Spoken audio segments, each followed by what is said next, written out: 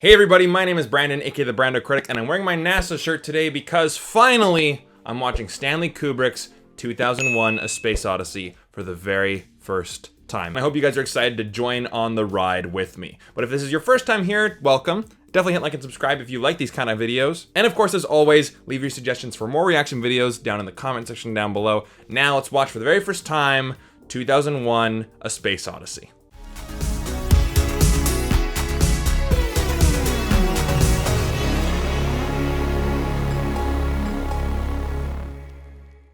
And again, guys, I don't know what the hell I'm getting into.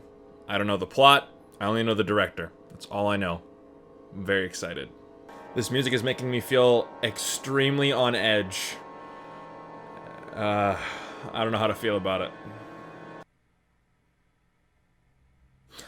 I was honestly thinking if my my file was corrupted or something. I'm like, is there no video?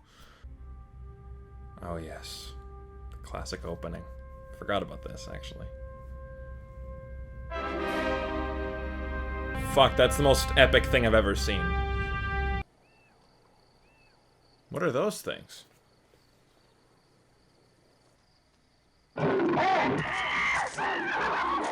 Holy shit. Man, those are pretty impressive costumes for the 60s. Like, wow. That looks incredible. Oh boy, this music is freaking me out. Interesting. God, this music is like... what's going on? He learns how to use a tool, I guess? Interesting. I can imagine a lot of people being confused with this opening. It's like, I thought I was seeing a space movie. Oh, I get it. One tribe has the tools, the other tribe doesn't. Take that, bitch. Jesus. I don't know why it's so comical. Now, I've heard some of the theories where, you know, Stanley Kubrick filmed the moon landing. Because, I mean, this looks incredible. Man, that looks so fucking incredible. You know, I feel like with this movie, I'm gonna have to research it afterwards. Like, all the hidden meanings and symbolism and metaphors and all this stuff. Because even though we're in space, because of the classical music, I do feel like I'm watching a ballet.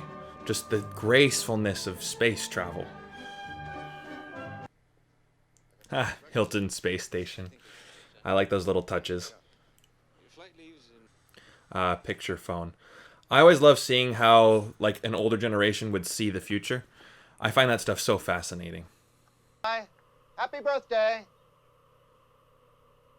Charge 170. Still ripping people off in the future. For the past 2 weeks, some extremely odd things have been happening at Keir's. Oh, this guy was in Really? Barry Lyndon. You know, if I ever see space travel in my lifetime and, you know, flight attendants don't have headgear like that, I'm gonna be very disappointed. Oh, that's so cool. Wow. I gotta look up how they did that. They looked great. So many instructions just to take a shit.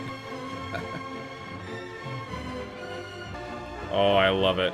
That shot looks so good. So cool. Let me guess, they find a, like, monolith very similar to the one in the beginning. That's my prediction. Especially because this music is not graceful.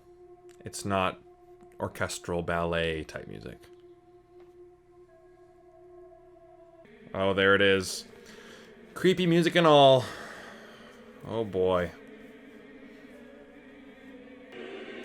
God, that music is so terrifying.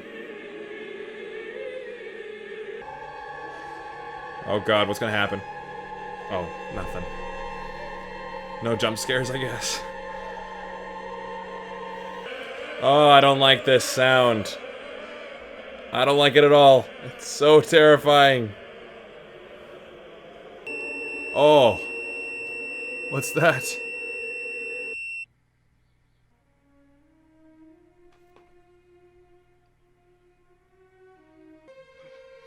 Oh yeah, I've seen this shot before. Very interesting. Yeah, that looks sick. So sick. Now I wonder what this Jupiter mission has to do with that monolith. And of course now we have H.A.L, right? H.A.L is the same shape as the monolith. Right? There's something there. Thank you for a very enjoyable game. Yeah, thank you. Didn't a computer recently beat someone in chess? Or am I just making that up? Someone tell me in the comments. Notice how H.A.L has like a halo around him. He's always in the light. Oh yeah, there's the famous shot. Seen that a lot in a lot of film books. Got it. I love that. All the different colors with all the different old buttons. It's just so classic. Now, millennial complaint. This is very slow, but the fact that this took place or was filmed in the 60s, it looks incredible. I don't think I've ever seen anything quite like this before. Nothing's wrong with it? I'm having a bit of trouble with my transmitter and C-pod. I wonder if you'd come down and take a look at it with me. Sure. Yeah, they don't trust him. And I don't trust it either. I've got a bad feeling about him. You do? Yeah, definitely. Oh no. He can read lips, can't he?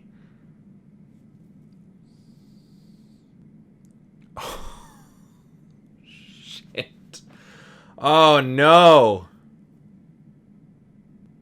Oh boy. I'm hooked now. Let's go. Oh boy.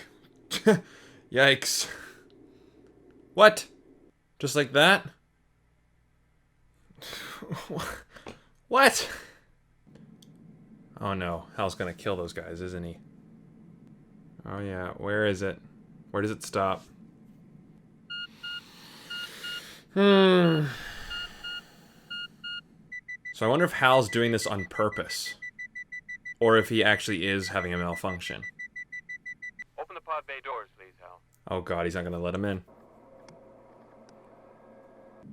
I'm sorry, Dave. I'm afraid I can't do that. Oh no. What's the problem? I could see your lips move. There it is.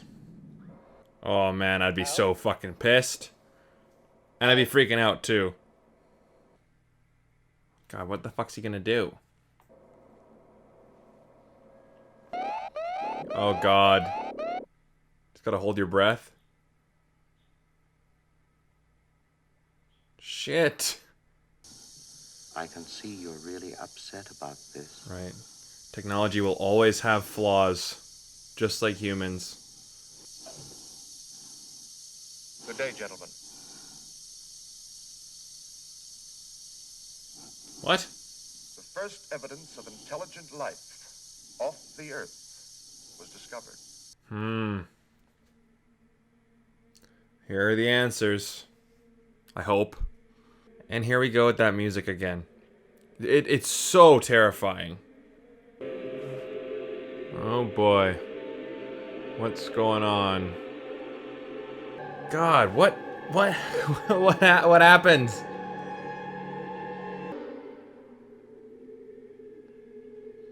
Oh, all alignment.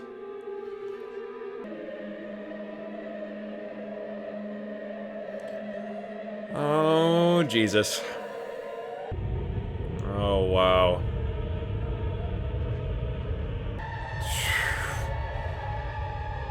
We've gone off the deep end, folks. Oh, Jesus.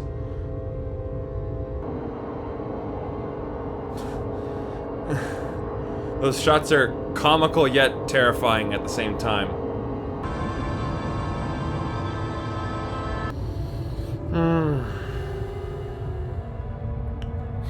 What does this all mean?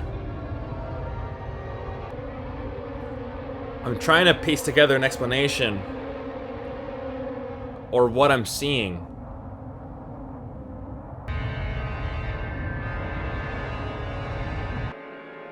Oh, what? Why are we back here? So, are we going back to that monolith in the beginning? Like back in time and... Yeah, like are we seeing the creation of the Earth here? Like a bunch of molten lava and the creation of the...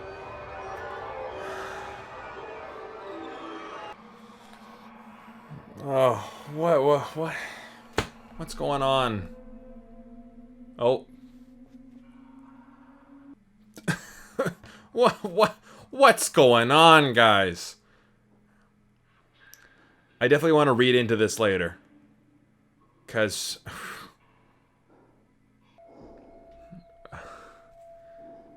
Huh.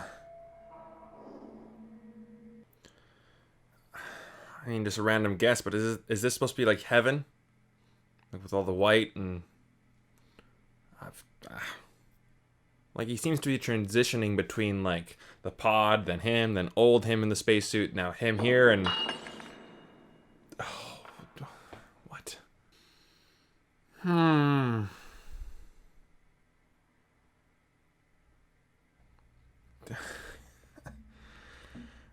Sure. Why not? So is this like reincarnation? Something like that? Looks very creepy.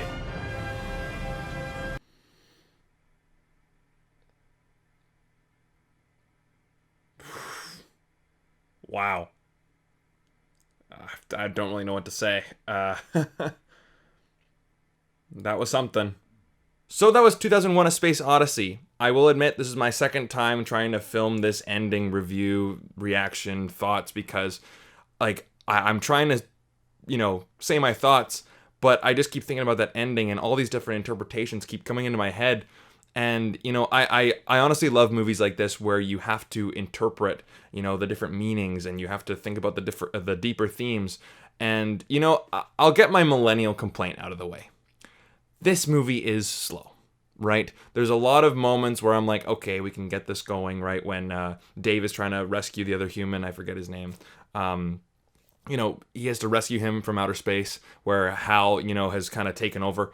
I'm like, okay, guys, I understand what's going on here. Let's bring up the pace a bit. But of course, you know, you also got to think about when this movie was made in the 1960s, and just the effects are amazing. They are truly spectacular.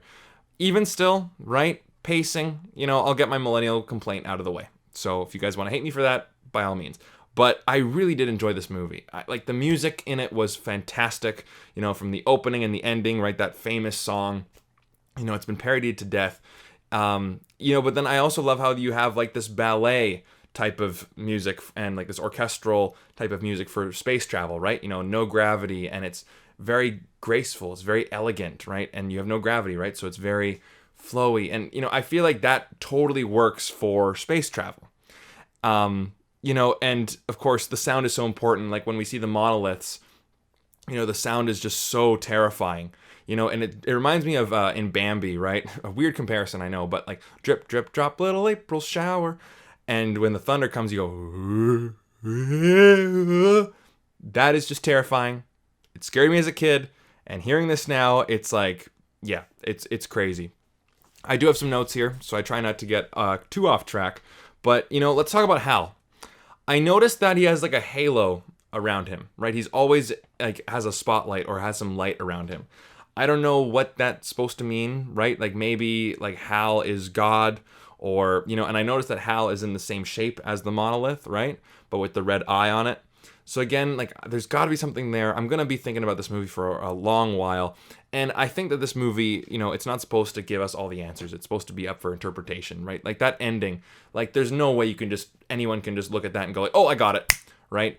I think that if you do, you know, end up just getting the answer for that ending, I don't know if Stanley Kubrick intended that.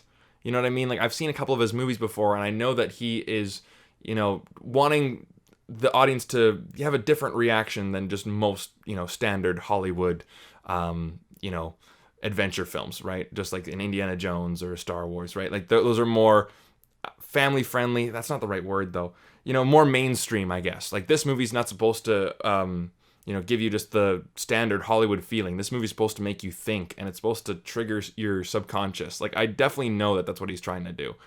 You know, and like, oh man, it's just going crazy. Like H.A.L, I thought was great. You know, I love how he's playing chess with Dave. I think that's a great metaphor for what he does. You know, he positions his pieces and then he strikes, right? Checkmate. You know, so he kind of gains their trust. And then, you know, he kind of says, oh, there's going to be a failure here. And he basically starts to plan out his takeover, right? And again, I don't know if that's like he's doing that intentionally. He's doing these malfunctions on purpose to, you know, for the sake of the mission. Or if he actually is just malfunctioning, right? And you can't do, you can't trust AI. Again, I have yet to really sit down and really think about this movie. You know, again, I just jotted down some notes. But like, you know, every single organism, I guess, will fight for survival, right? And that's what the AI does. And, you know, like, I guess I'll talk about the ending. Like, it evokes questions. It doesn't give you answers. But, you know, I kind of read it as the monoliths were like aliens or like God to us, right? And every time that we see the monoliths, there's always some progression in like humanity, right? Like when we first see the monolith, these primitive apes learn how to use tools, right? And then the second time that we see it is on the moon. And, you know, that's when they say, okay, go to Jupiter. And then I guess we see the monolith in Jupiter, right? And then we get all those flashing lights.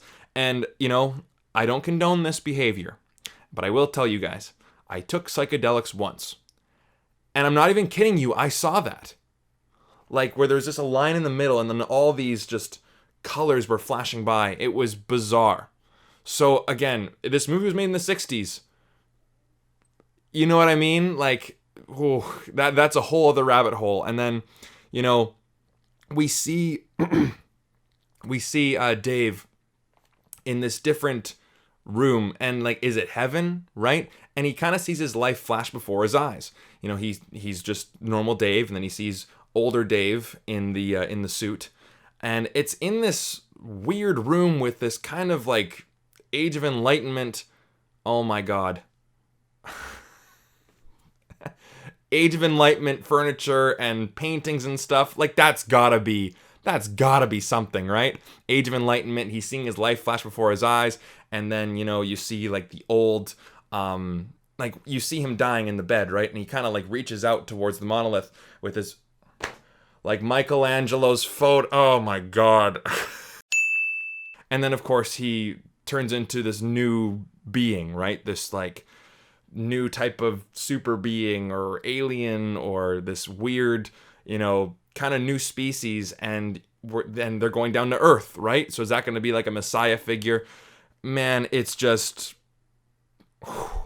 wow. You know, and rating it's tough because I enjoy talking about this stuff and digging into the deeper themes, and I'm sure I'm going to be thinking about more, and I want to watch this movie again. You know, I'm going to watch it on my own, you know, on the big screen TV this time, you know, maybe with some friends, and discuss it and really find out its meanings. But, you know, like, I will admit, you know, my millennial complaint is still there, right? Like, I did think that it dragged in some parts, you know, the parts where, like, it's after the movie where I really feel its weight. So it's tough. I want to say that I love it because I'm just thinking about all these things, and I'm going to be thinking about this movie for a long time and trying to interpret the messages. And again, guys, I might be completely wrong. I'm just interpreting it right after seeing the movie. You know, if you guys have any other theories, or if you guys know what happens and I'm just completely out to lunch, let me know, right? Like, I am totally willing to hear every single theory, every single explanation. I'm totally down for it. I want to discuss it, right? And I feel like I'm going to be discussing this movie for a long time. But then again, you know, it dragged, right, in parts where I felt like, you know what, I liked the ballet type of space travel in the beginning, but, you know, after the intermission, I guess, where there's kind of the other space travel and there's, you know, him, Dave trying to fix the spaceship, I'm like, okay, this is taking a long time. But then again, like, you have to realize that it was made in the 60s, right? So, you know, our attention spans as human beings have definitely dropped in the last 20 years, especially in my generation, right? I can fully admit that. So watching this back then, I'm sure would have been, you know, a totally different experience. But then again, I've heard that this movie did not get the critical reception that it did, or that it has now, right? It was like, it didn't get good reviews back then. So I've heard. So, I don't know. This is kind of like I love discussing it, and I love the messages, and I love to interpret it, but, you know, I really enjoyed watching it, and I can appreciate it. So, man, like, I don't do decimal points, but I would give it like a 4.5 out of 5, but I still, giving it a 4 doesn't feel right. I'm giving it a 5. Because of those reasons. And I can fully admit that, yeah, there are some points that are just very slow. And, you know, I don't think you really need it to be that slow. But then again, I am fully acknowledging that I am a millennial watching this movie, and I'm not used to watching movies like this. So, again, I'm just rambling at this point. I've been talking for nearly 10 minutes. So, hope you guys like the reaction. Hope you guys don't mind my rambling afterwards. Hopefully you guys enjoyed it. If you guys like these types of videos, definitely hit like and subscribe. I really do appreciate all the support. And what other movies would you like to see me react to? Leave those suggestions down in the comment section down below. And I will see you guys in the next one. Take care.